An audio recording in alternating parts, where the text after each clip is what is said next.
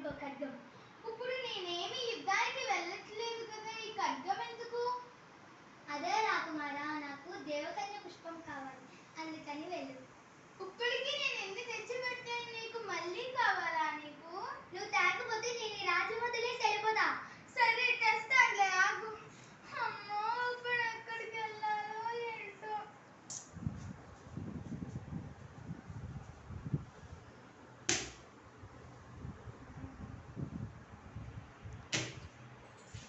జయగో రాకుమార, ఎలా ఉన్నా?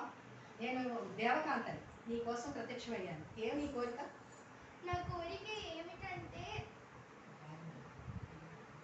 నా కోరిక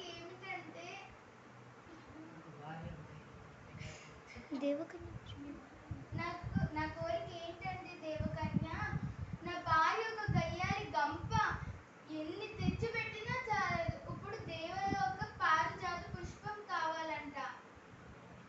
సరే, బాధపడబాక. నీకు దేవలోక పారిజాత పుష్పం లాంటిది ఒక పుష్పం ఇస్తాను. అది తీసుకుని వెళ్ళి నీ భార్యకి ఇవ్వు. దానికి బుద్ధి వస్తుంది. బుద్ధి వచ్చిన తర్వాత నన్ను తలుచుకో, నేను ప్రత్యక్షం అవుతాను. ఇదిగో ఈ పుష్పాన్ని తీసుకెళ్ళి నీ భార్యకి ఇవ్వు, దానికి బుద్ధి వస్తుంది. ధన్యవాదాలు మాట. ఇదిగోండి రాకుమారి మీ పుష్పం.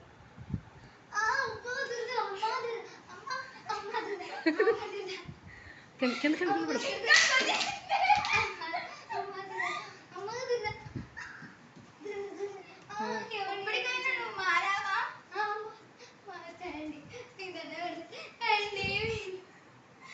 నువ్వు మారలేదు.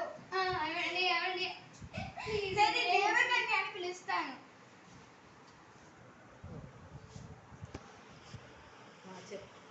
దేవకన్య, నా భార్య మారింది. దేవకన్య, మీరు ఆ శాపం కంగారు పడు. మేము ఇంటికి వెళ్ళేసరికి నీ భార్య చాలా మంచిగా మారిపోతుంది. ఆ దొంగలు కూడా తగ్గిపోతాయి. ఇంకెప్పుడు నిన్నేమీ అడగదు. నీకు ఇచ్చిన పుష్పంతో అందరికీ మంచి చేయి రాజ్యంలో, సరేనా? ఓకే రాజు. ఏమండి, బాగున్నారా? ఏమండి, బాగున్నారా? నేను ఎంతో తప్పు చేశానండి, అది నాకు అప్పుడు తెలిసి వచ్చింది. నేను బాధపడకు.